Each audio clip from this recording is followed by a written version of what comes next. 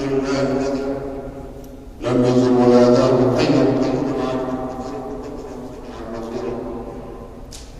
ونشهد ان لا اله الا الله وحده لا شريك له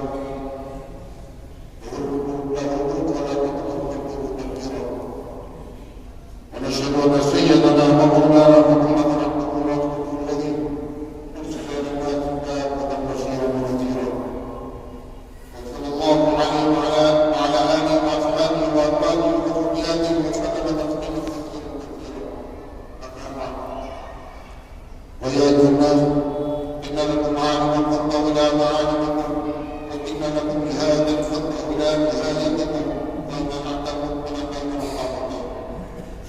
بين اجل وضمانات من الله قال في قد تزود العبد من نفسه لنفسه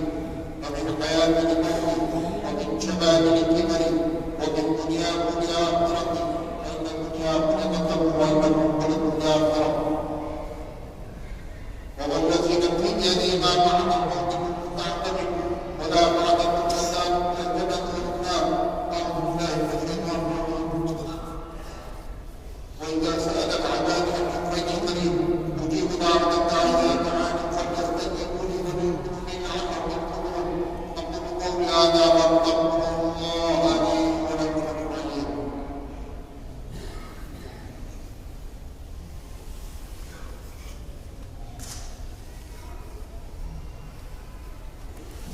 الحمد لله ونستغفر ونؤمن به ونتوكل عليه ونعوذ بالله من شرور انفسنا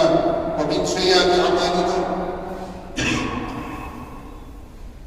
من يهده الله فلا مضل له ومن يضلل فلا هادي له ونشهد ان لا اله الا الله وحده لا شريك له ونشهد ان محمدا عبده ورسوله اعوذ بالله من الشيطان الرجيم ان الله وملائكته يصلون على النبي يا ايها الذين امنوا صلوا عليه وسلموا تسليما اللهم صل على محمد وعلى ال محمد بعدد من صلى وقام وصل على محمد وعلى ال محمد بعدد من بعد وقام وصلى الله عليه وعلى اله الانبياء والمرسلين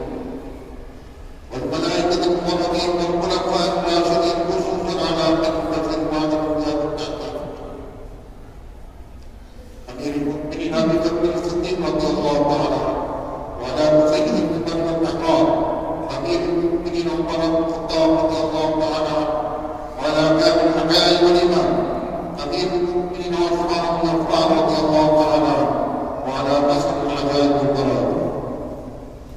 امير المؤمنين علي بن ابي طالب كرم الله وجهه وعلى الامامين الامامين السعيدين الشهيدين ابي محمد بن الحسن وابي عبد الله الحسين رضي الله تعالى عنهما وعلى امهما سيده النساء فاطمه الزهراء رضي الله تعالى عنها وعلى من المقربين بين الناس وإمامة الحفاظ والمفتي العباس رضي الله تعالى عنهما وعلى السنة الباقية من العشرة المبشرة وسائر المهاجرين والأنصار والتابعين لأولاد الأنبياء لهم الكرام رضوان الله تعالى عليهم اللهم اغفر ولوالدي ولجميع المؤمنين والمؤمنات والمسلمين والمسلمات إنك سميع مجيب الدعوات اللهم